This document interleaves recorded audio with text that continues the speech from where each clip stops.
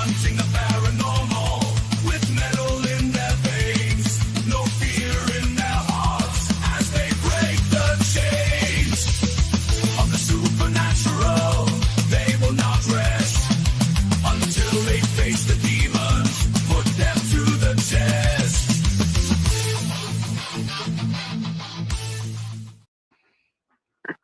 What's up, everybody? It is Sunday. It is 8:01 Pacific Standard Time. You know what your cryptids are? So Yeah. we're having like a hell of a night. So we're just gonna get through this. This might be a train wreck. Welcome to July. Hopefully everybody had a good 4th of July. At least we made it on time this time. That we did. About as well as we can. So I know we had Hey, look at it. We got Tammy here already. We got Tim here already. Tonight we are starting our California adventures. It'll be the Queen Mary. Problem is, Tammy did a wonderful job of doing a research article for us. And, well, when I went to try to print that and send it, it didn't want to come out legible. So, sorry, Tammy, it did a lot of work for not much. So, but thank you. Which one was it? It was the PDF file that I had sent over. Let me take a look, because it may have worked for me. Well, nothing else is working tonight. Right? Hell, where is everything? I've got so many windows open on this Queen Mary thing. I tell you, I was anticipating a good show tonight, but freak, we've already started off in chaos. I'm telling you, no more. Well, after the weekend, do we expect anything less? Right. Oh, the haunted ship one. That's the one. Oh yeah, that guy right there. Yeah. This nice little the haunted ship. Hey, what do you mean you couldn't get it to download? I got it. All right, well then you read it. It'll be the James show tonight. You're 2 drinks in. I just started. Oh shit! I need more drinks, man. So we got the history of the RMS Queen Mary. Hey, just before we get going here, we both know an author down in San Diego who has written books on the Queen Mary, and she does tours. Yeah, we actually had her on the other podcast that we were doing. Right. Yep. Into the paranormal. Well, Paranormal Crossings. He wasn't into the paranormal. Yeah. Paranormal Crossings, Into the Light. That podcast. That defunct one. That one. Yeah. Yeah. Oh, Tammy said she's gonna see if she can send it to you again. All right. But the RMS Queen Mary is supposedly North America's most haunted place. It may be one of them. The British ocean liner primarily operated in the North Atlantic Ocean from 1936 to 1967. She was used as a weekly express service and Royal Mail service, hence the RMS, serving Southampton, England, Cherbourg, and New York. She was built by the Cunard Line, who spared no expense in her construction. Almost sounds like the Titanic. Which began in December of 1930.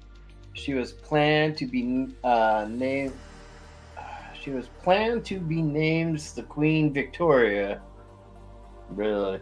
The Cunard directors went to King George and asked if the ship could be named after England's greatest queen. He thought they were talking about his wife, Queen Mary, and gave his blessing for the new ship honoring her. Her maiden voyage started on May 27th, 1936, departing from Southampton, England. During World War II, she became a troop transport ship.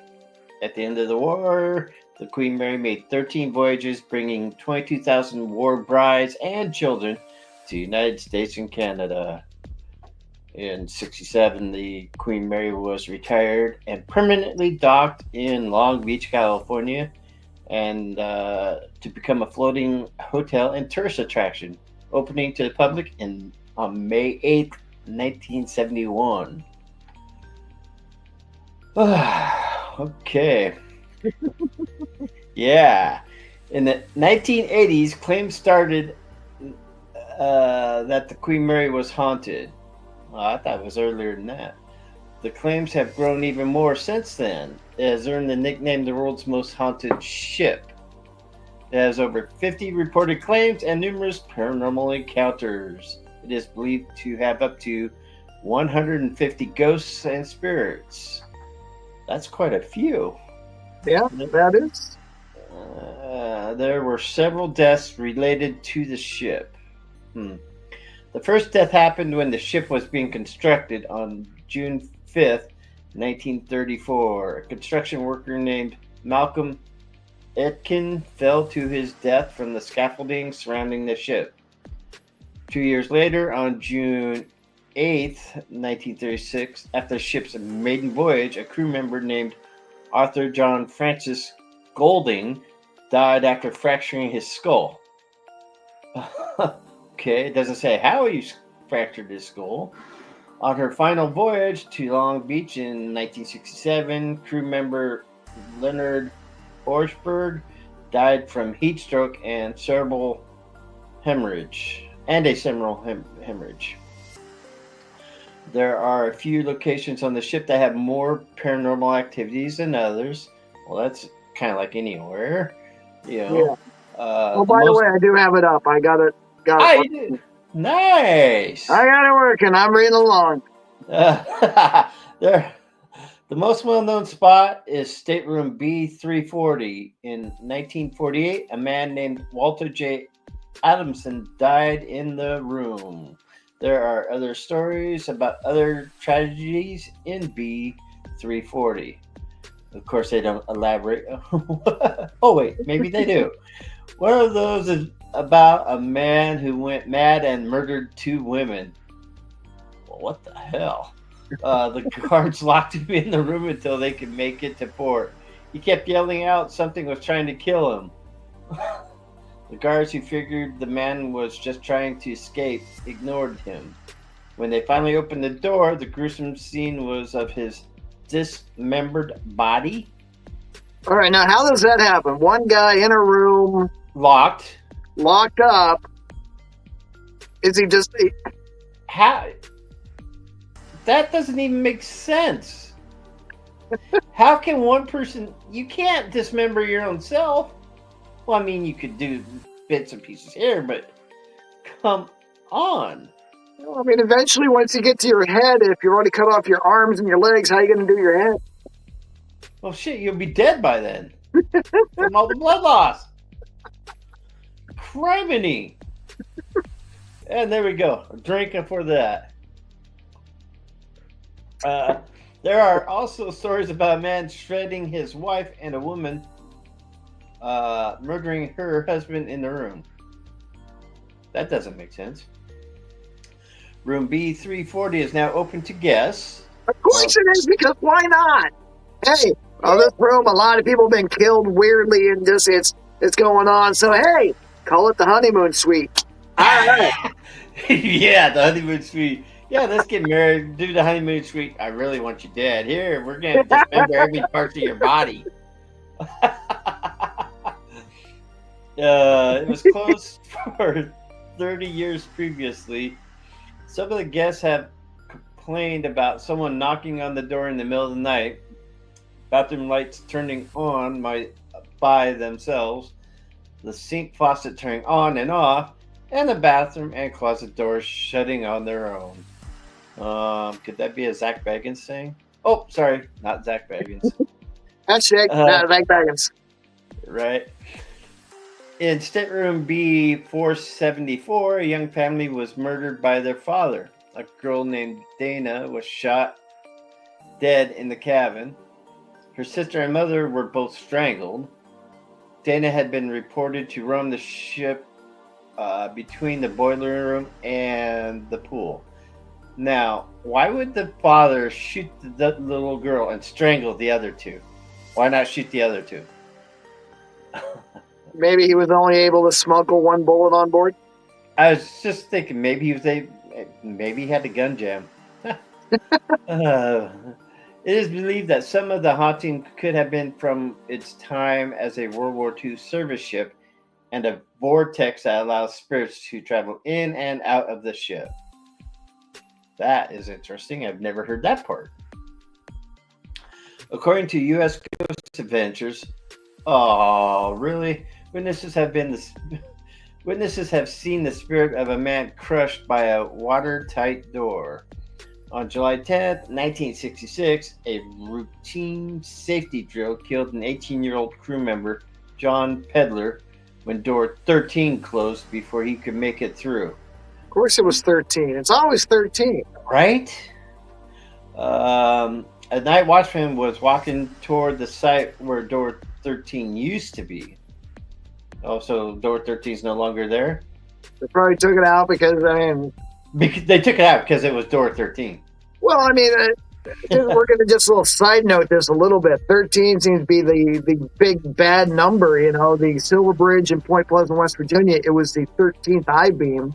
A lot of hotels don't have a 13th floor. There is only one hotel I've ever stayed in that has a 13th floor. And it just proves that clowns are evil. And I was Circus in Las Vegas. They have a 13th floor. I know, I stayed in room 1313 at Circus. I got nothing for that one, dude. Let's see, where was I? Side note. He and his German Shepherd were both freaked out when they heard the phantom metallic sound of the door slamming shut. Another lady saw a man near door 13 that she recognized from old photos of Pedler. There were a wealth of documented stories related to the hauntings on the ship.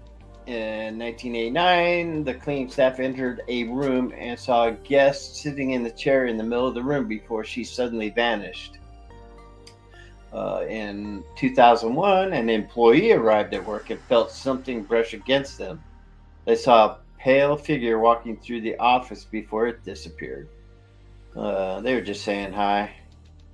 They want to know if they can get their room cleaned. Things like In and out. Just turn down the pillows. Leave a mint on the pillow. Thank you. Exactly. Right? And leave a cocktail or two while you're at it. There is a spirit that is known to growl in people's ears named Grumpy. His presence is often felt in groups. He is usually near the pool or engine area. Now, I've kind of heard something about that, but yeah, not 100%. There used to be a swimming pool on the ship, but it was drained some time ago. I thought that ship had 2 swimming pools.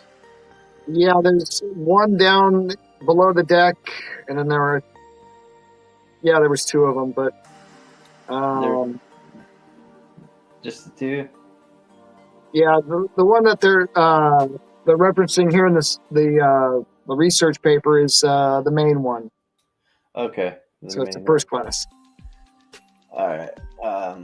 So there used to be a swimming pool that changed some time ago. Guests have seen wet footprints leaving the pool area. There have been stories of a woman in 1930s swimming suit and a young girl carrying a teddy bear seen at the old first-class swimming pool. There's a ghost called Jackie, a young girl that had been lingering around the pool for years. It is believed that she drowned in one of the pools. A psychic investigator has confirmed the presence of Jackie, and several witnesses have heard her talking and laughing. Okay, the engine room of the Queen Mary was used for the filming of the Poseidon Adventure. Ooh, I didn't know that. That was a good movie. That was a good movie. And 1972 movie featuring an all-star cast in the story of a ship making its final voyage before disaster strikes the boat. Oh, this is that one. Okay, I think I seen this one just like last week. Again. Is that after the wife wanted to take a cruise? Well, hell, I ain't saying nothing. I'm keeping my mouth shut there. The Queen Mary Hotel and Museum offers haunted tours and a getaway for visitors who want to experience a stay on the ship with a few extra guests you may have never met. The Time magazine listed the Queen Mary in its 2008 list of the top 10 haunted places. Oh man! So on here we got the Skeptics Corner. You want me to take Skeptics Corner? Hey, go ahead. Why not? All right. So I know we're only 16 minutes in, but we got other stuff we can relate to. We'll go ahead and hit up Skeptics Corner just a wee Just a bit tad early. bit. You can do that, and I'll continue my drink after all that. I'm almost out. It's Dr. Pepper and Crystal Head vodka. I'll never run out. Never ever will I run out. All right. There is no historical record to support the claims of murders happening on the ship. Most deaths seem to be of natural causes. Staff may have done some antics for fun and to increase tourism. The Center for Inquiry fellow Joel Nickel believes the haunting legends are due to pareidolia, illusory mental images triggered by subjective feelings and daydreaming commonly experienced by workers doing repetitive chores. Most people believe that the story of the Queen Mary being haunted is a marketing gimmick to bring in tourist dollars. Yeah, I don't know what they're talking about. Yeah. I mean, honestly, this is on my bucket list. Well, it is in my top 5. Well, we do know that we do, as far as I know, we still have the standing offer from our friend down there that if we were to go down there, we get access to parts of the ship nobody else gets access to. Right, I remember that. Well, I'm kind of possibly heading somewhere down that way soon.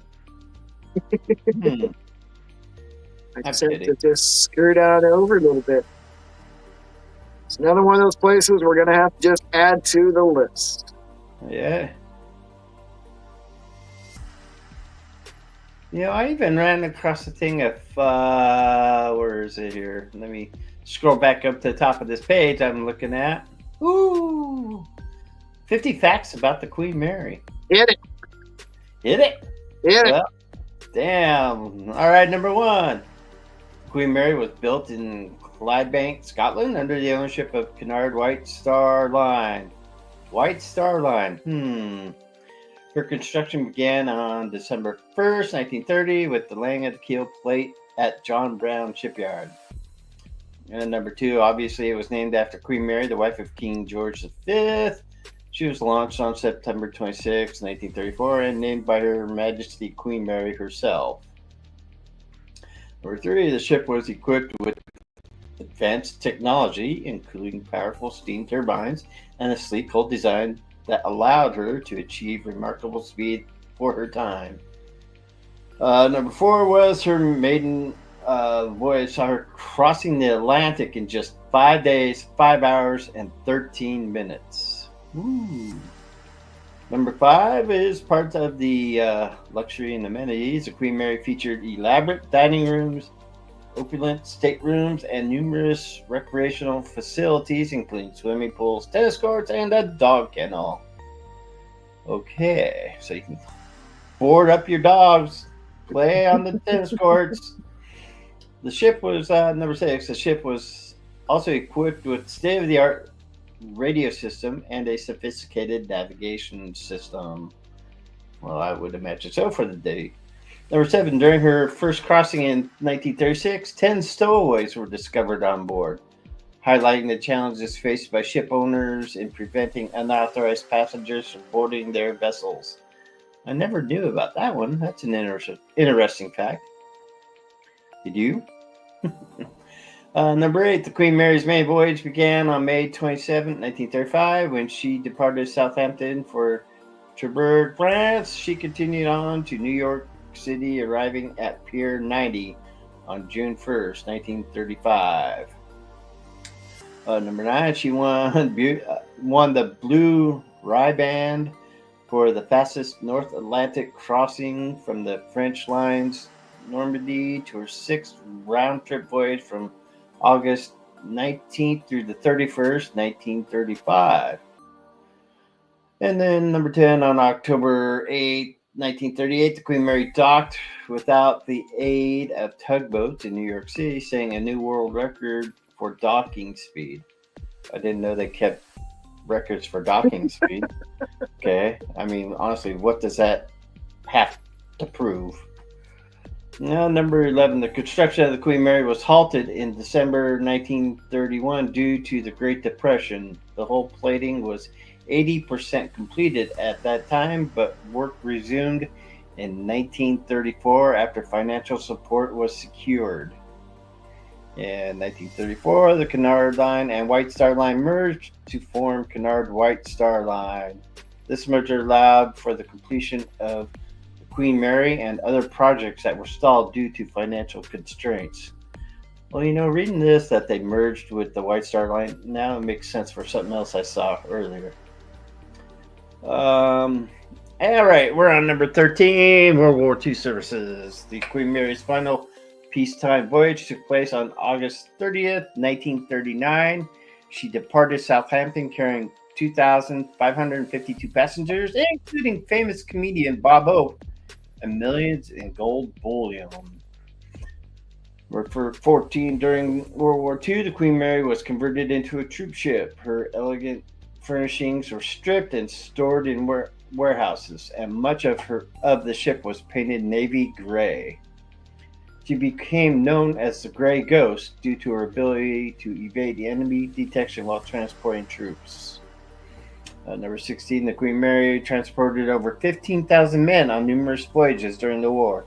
Some of these men were ill or injured from battles, and areas of the ship were converted into makeshift hospitals with doctors and nurses training the troops. And then, of course, after the war, the Queen Mary resumed her role as a passenger liner. She continued to offer luxurious transatlantic voyages until 1967, when she completed her final voyage from Southampton to Long Beach, California. Number 18, in 1972, the Queen Mary was converted into a hotel and tourist attraction in Long Beach. The conversion included the installation of new plumbing and electrical systems, as well as the addition of modern amenities like air conditioning and elevators. Well, God, I hope so. Shit. Okay, number 19, we're on the current status and legacy. Ooh, we got some legacy here. The Queen Mary is a popular tourist attraction and hotel in Long Beach, California. Visitors can explore her grand staterooms, dining rooms, and other historic areas of the ship. Come on, we already know those. Number 20, she also hosts various events and exhibitions throughout the year. The legacy of the Queen Mary continues to inspire generations, symbolizing luxury and speed in an area of transatlantic travel. During her departure from John Brown Shipyard in March 1935, the Queen Mary underwent anchor trials and adjustments to her magnetic compasses off Gourock Island, Scotland. This ensured that her navigation systems were accurate for her maiden voyage. Number 23, to save weight, 20 of the Queen Mary's lifeboats were left off the ship during her departure from John Brown Shipyard. These lifeboats were manufactured in Gourock and were lifted into their davits upon arrival. Well, I wouldn't want to be on a board without some, that's almost like Titanic Part 2. Sorry. The Queen Mary departed John Brown shipyard on March 24th, 1935, steaming down the Clyde River to Gourock. Despite prior dredging of the river and her shallow draft, she went aground twice during this journey. Let's see, even went aground twice. There's issues with the hull. Yeah, nope, not happening. Number 25. Before her maiden voyage, King Edward VIII made an inspection tour of the ship. This visit highlighted the royal connection and prestige associated with the Queen Mary. Queen Mary faced several challenges during her first crossing. She went aground twice and required adjustments to her magnetic compasses. Despite these issues, she successfully completed her maiden voyage from Southampton to New York City. Oh, now number 27. We're on the notable events and records. This better be good. That's all I got to say. Number 27. On October 8th, 1938, the Queen Mary docked without the aid of tugboats in New York City. This achievement said, "What? I already read this. Come on." Number 28. The Queen Mary won back the blue riband from Normandy on August 15th, 1938. She held this record until the end of her peacetime service. Wait a minute. I read all this. God dang. I'm not rereading some of these. Why are they multiplying? Oh, my word. Chaos. Right? Let me see here. And we're going to skip ahead a few of these because these were already repeated earlier. Number 32. In 1972, after being retired from service as a passenger liner, the Queen Mary was converted. Oh, yeah, okay. Yeah, they're just repeating this. Yeah.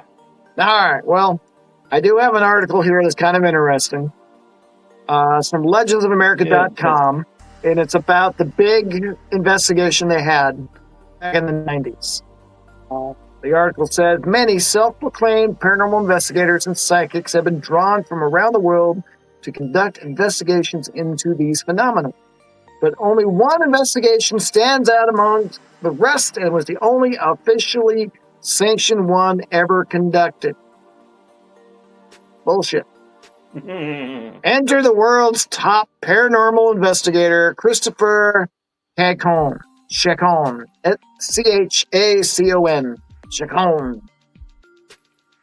In the early 1990s, world-renowned parapsychologist and anomalist Christopher Chacon conducted a scientific investigation of the property at the request of the company operating the ship.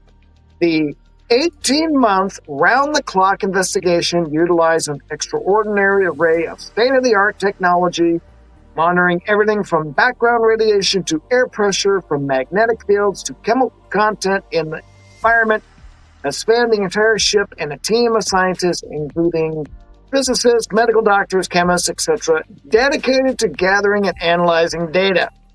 Additionally, over 1,500 people were interviewed and hundreds of controlled experiments were conducted.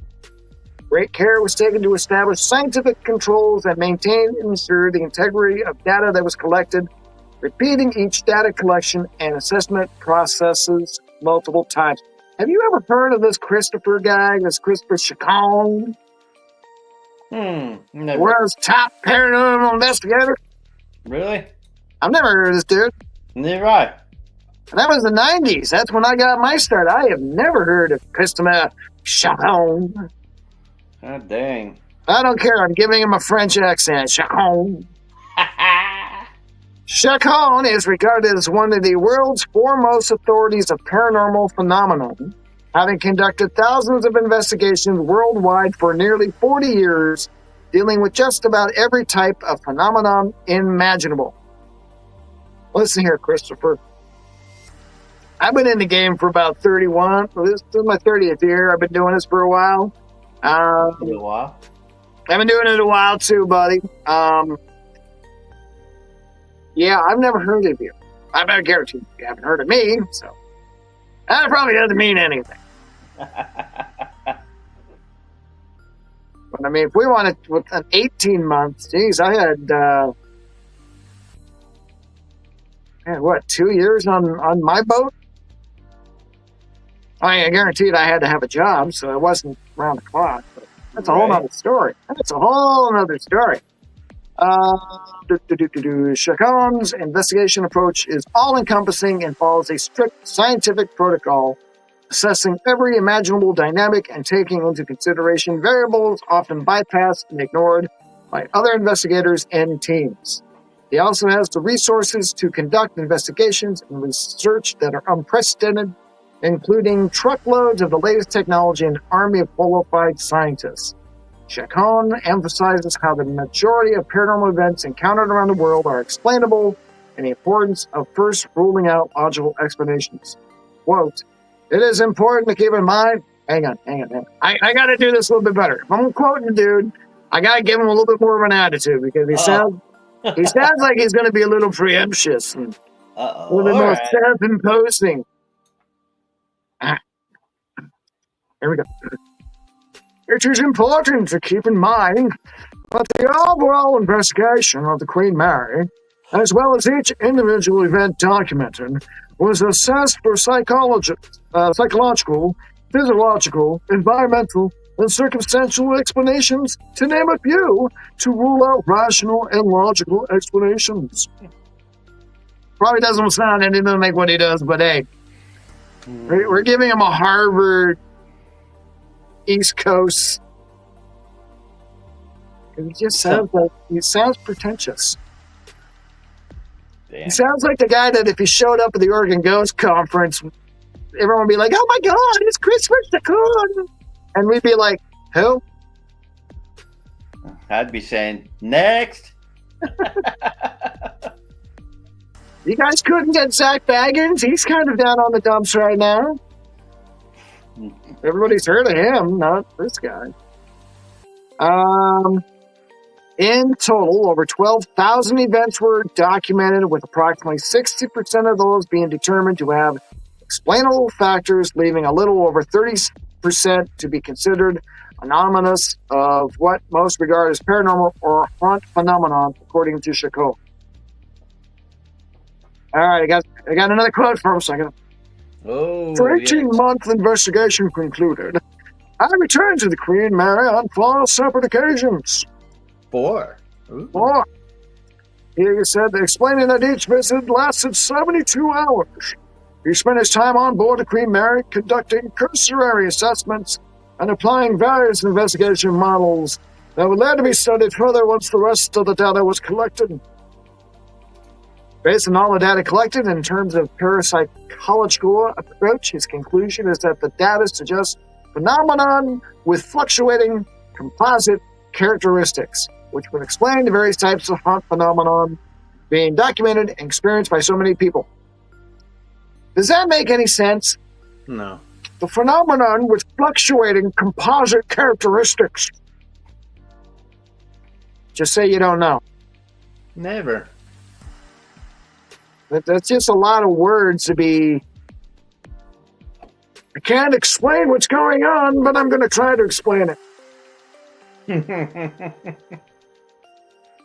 All right, now the article does kind of go through and kind of he points out some more things here. So what exactly is a haunting and how is it defined? Well, many still follow a simplistic black and white construction. In fact, there is actual many theories and theatrical variations, types and subtypes of this phenomenon. Chacon says in response to this question, his answer is proof of his unique hybrid scientific approach to the topic. Chacon goes on to describe a few basic categories theorized in modern parapsychology to describe haunt and poltergeist phenomena. He explains that this includes aspects that result to the phenomenon being either residual or sentient, and those relating to an individual experience as objective or subjective. Breaking down the phenomenon in this way helps us better understand and study the phenomenon. He does. The dude's just rehashing everything we've already known. I mean, this is kind of what he's just saying is wordy. It's just wordy. The wordy, nerdy, wordy. This is wordy.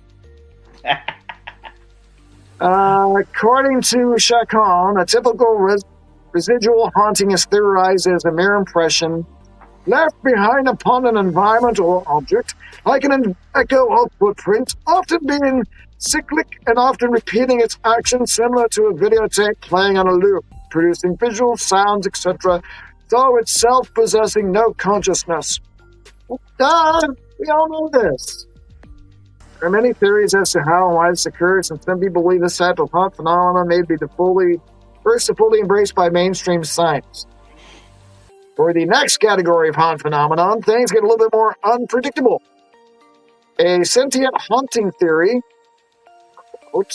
is thought to possess some type of deep degree of awareness, feeling, perception, or memory, and it could possibly be reactive or responsive, even communicable. Wow. God, dude, can you just... Get over it.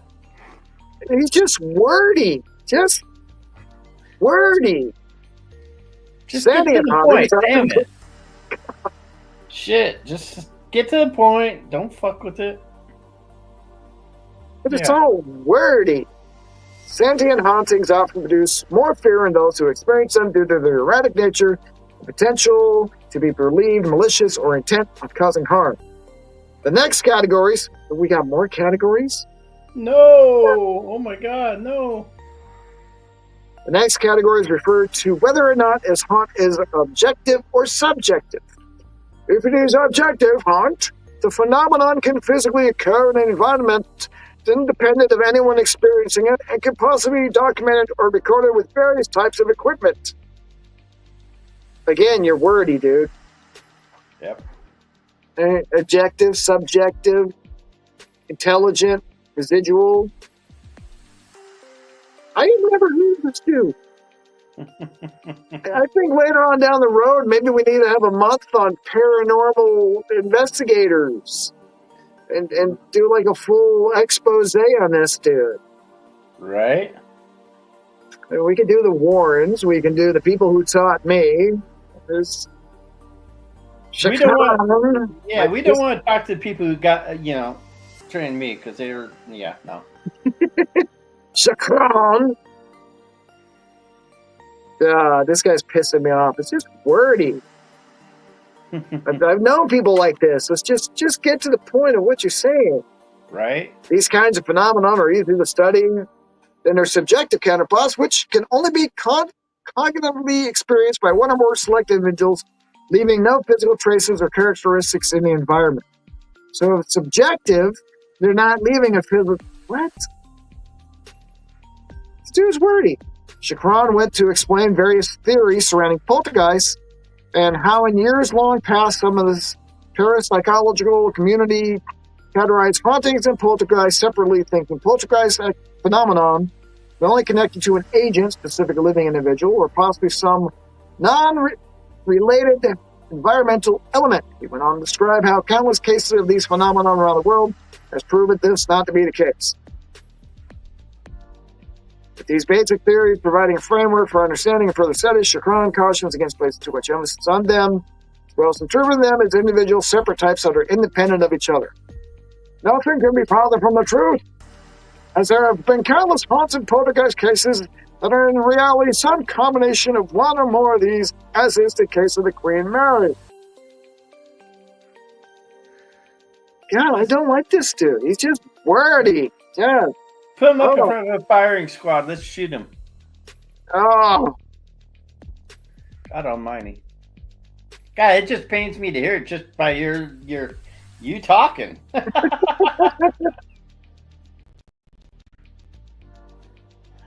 Oh, shit.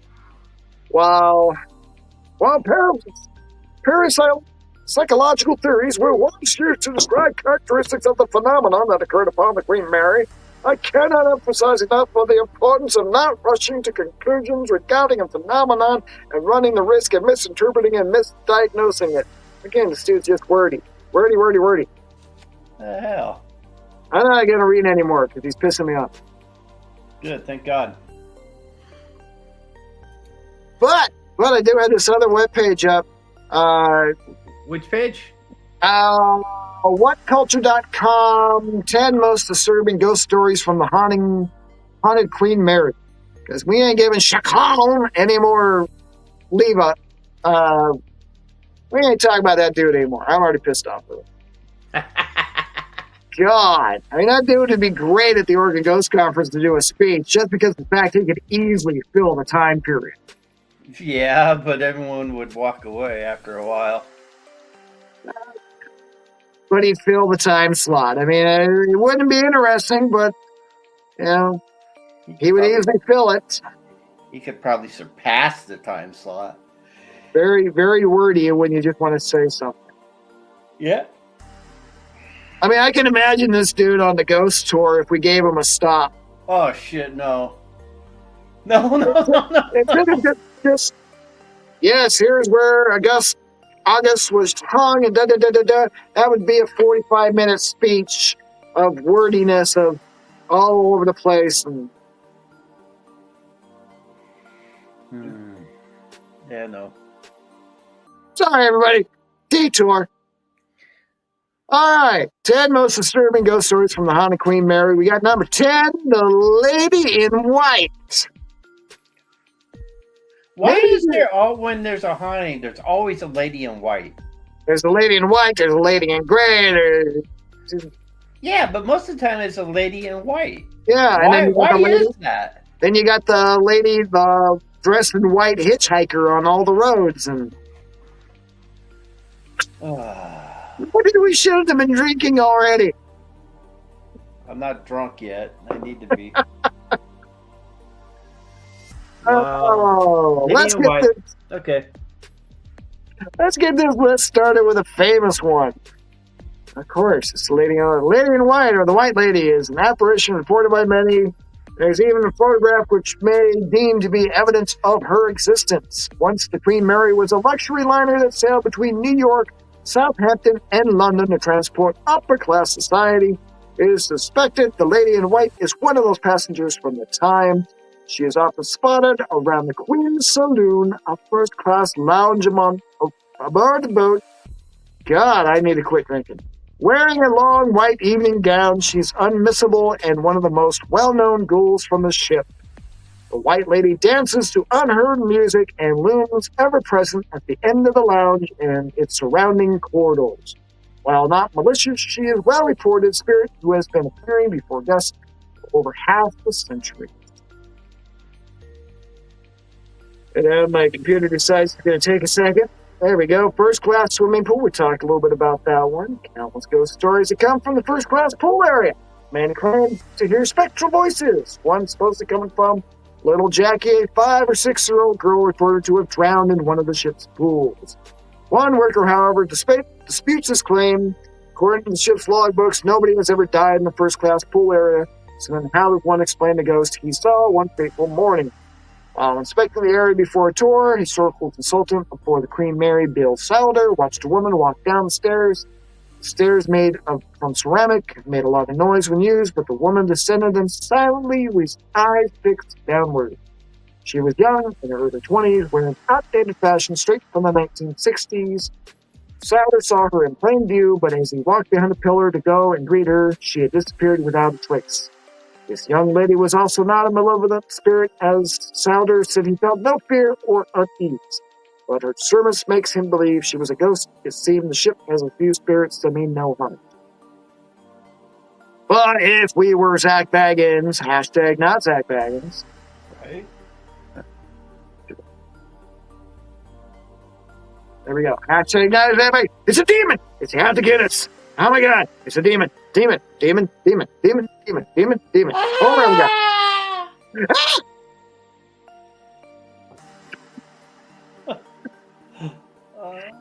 Number 8 is Grumpy. Perhaps I spoke too soon. Grumpy is a name affectionately given to an event experienced by multiple people around the ship, encountering the growling ghost. That's right, a ghoul that growls.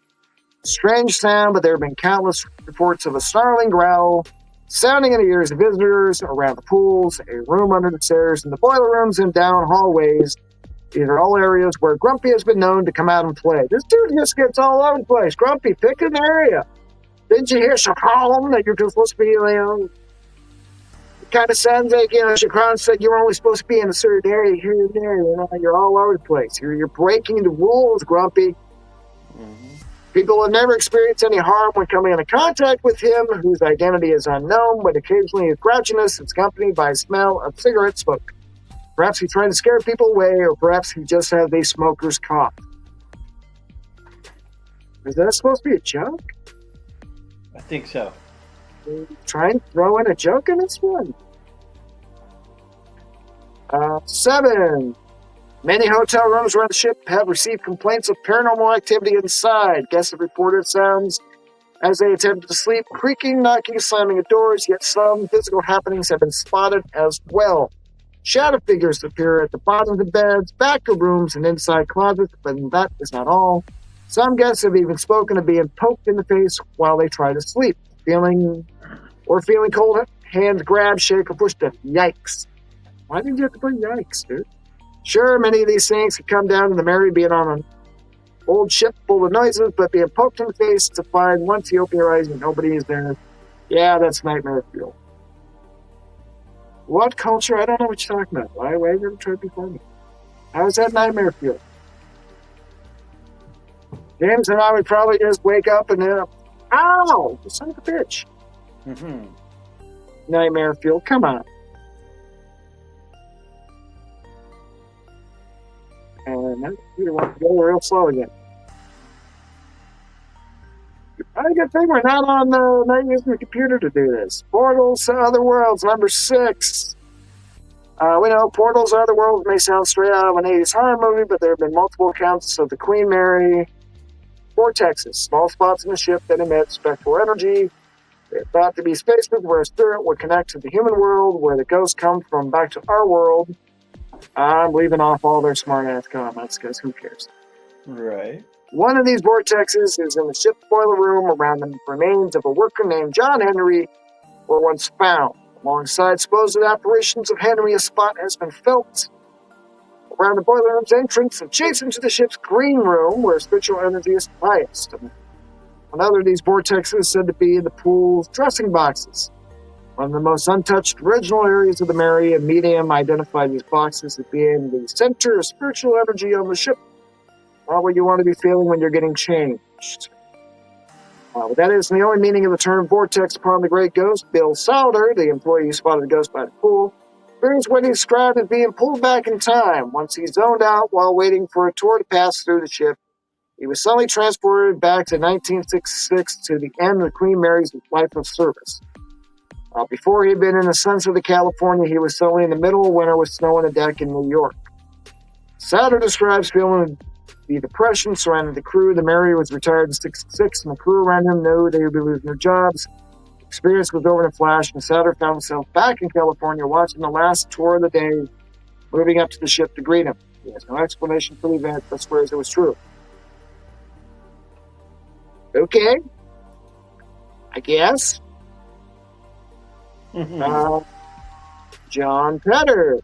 Another infamous ghost story from aboard the Queen Mary is the one of John Petter. He's also known as the Half-Hatch Harry due to the unfortunate details of his death. In 1966, during a routine drill, the crewman, only 18 years old at the time, he played Daredevil's game of chicken, trying to run through a watertight door before it closed. The door crushed him from collarbone to liver, and according to many, did not crush his spirit.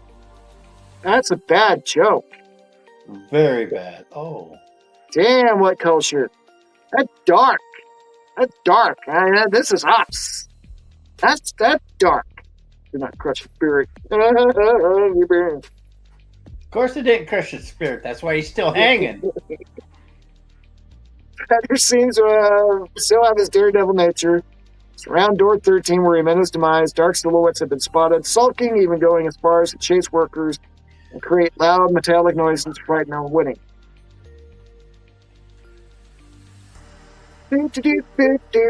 Isolation War, number 4. The Isolation War is a pleasant area of any ship, where the sick and dying are kept to live out the final days, and where prisoners are sometimes contained to atone for their crimes. The Queen Mary's Isolation Ward saw its fair share of visitors over its decades of service, and it seems that some never left. Visitors down there on tours During inspirations, it felt presences and seen shadowy figures, perhaps nothing too out of the ordinary, given it's a haunted ship. But considering the disease and death that took place in the room, the experiences were made all the more creepy. It wasn't bad enough. There's a placard upon one of the isolation ward detailing the names of those known to have died upon the ship, as well as the cause of their deaths. On it, you can see more passengers actually died on board than crew did.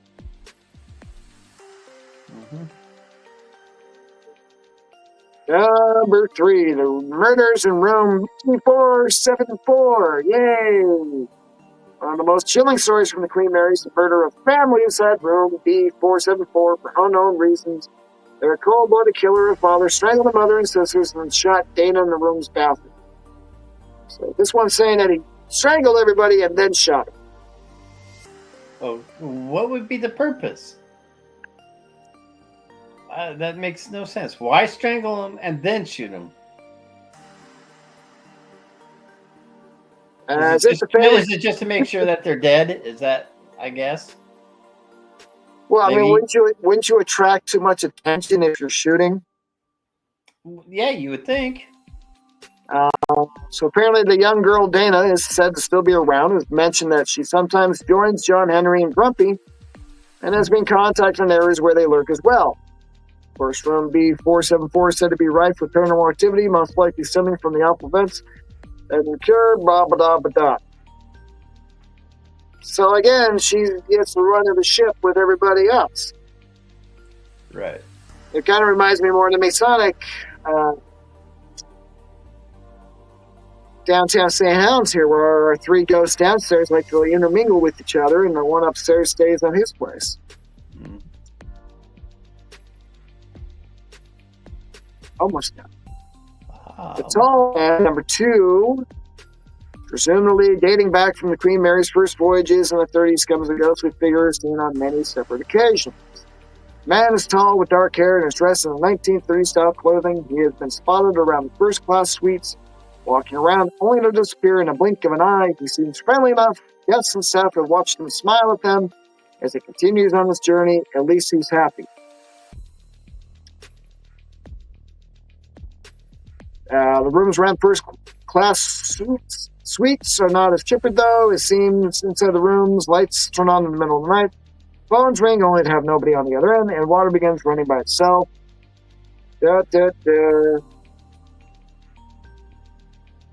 Really? Tall man got his own? That was all you got? Number 1, room B340. The honeymoon suite. Yes.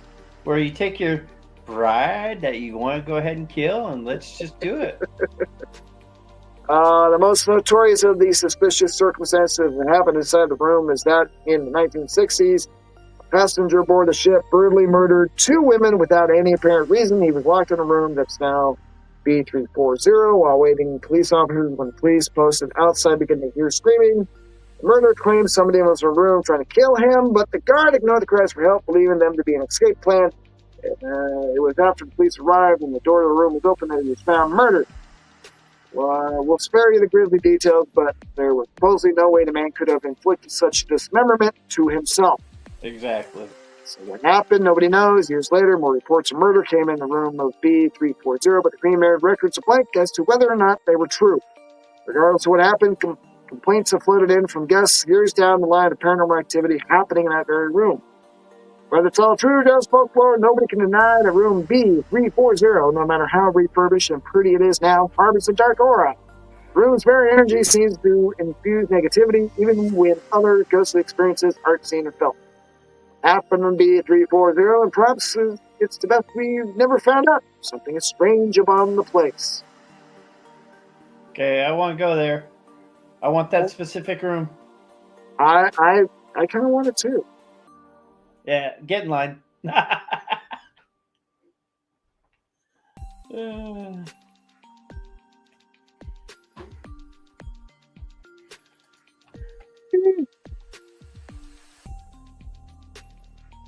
So yeah, there's the Queen Mary for you. It's all shades of messed up. Well, I kind of did a little thing. I was looking something up because in that one thing I was reading, it said that the Cunard company merged with the White Star Line, right? Right. I had just happened to pull up the thing with the Queen Mary and the Titanic's dimensions and all that in comparison. Really? Yeah. So, like, the overall length of the Queen Mary is 1,019 and a half feet in length versus the Titanic's 882 feet 9 inches. And the beam is 118 and a half feet to Titanic's 92 and a half feet. Do you know that there is 10 million rivets on the Queen Mary versus 3 million for the Titanic? Oh my gosh. And you got the horsepower is 160 versus 46 for the Titanic. There's 27 boilers on the Queen Mary, or there were, versus the 29 on the Titanic. Let's see. Of course, there's 3 anchors on each, the Queen Mary and the Titanic. And let's see. Queen Mary has 3 smokestacks versus, 4, counting one dummy one for the Titanic. And yeah, it's just some weird stuff, man. It's just interesting. It's just, it goes on and on, but I just thought I'd look into it, since they merged, and I'm like, okay, this is interesting. They're comparing the Queen Mary to the Titanic. Why? Because they were supposed to be the 2 fastest, in their time, maybe. So do we have a skeptic's corner on this? We already did that one earlier. Well, yeah, but that was not our opinion. Um, I'm either way. I'm all for it. I'm for it too. But I had to look up Christopher Chacon. He was born in California. Oh, he's a Californian? He's a Californian. Oh, Christ. But here's the thing that's got me questioning. According to IMDb, Christopher Chacon is a writer, director, and producer for television, film, and theatrical productions. Most notably, the creator, showrunner of the scripted TV series Sci Factor Chronicles of the Paranormal, starring Dan Aykroyd, Michael Moriarty, and Matt Frewer, completing 88 episodes that were broadcast in over 30 countries. He is also an accomplished professional magician, illusionist. All right. And here's all the stuff. Ghosts, UFOs, cryptozoology. In addition to his work in the entertainment industry, Chacon is a world-renowned anomalist, parapsychologist, ufologist, and regarded as the world's foremost authorities on the scientific exploration of supernatural, paranormal, anomalous phenomenon, occult metaphysics, and mysticism. For over 40 years, Chacon has traveled the world extensively investigating and researching thousands of cases dealing with possessions and exorcisms, haunted poltergeists, psychic phenomenon, altered states of consciousness, including clairvoyance, psychokinesis, near-death experience, reincarnations, UFO, alien encounters, unexplainable phenomenon, including anything from raining frogs to spontaneous human combustion to distortions of space and time, and unknown life form creatures, cryptids. Screw it. He's a freaking fraud if he can do all that shit.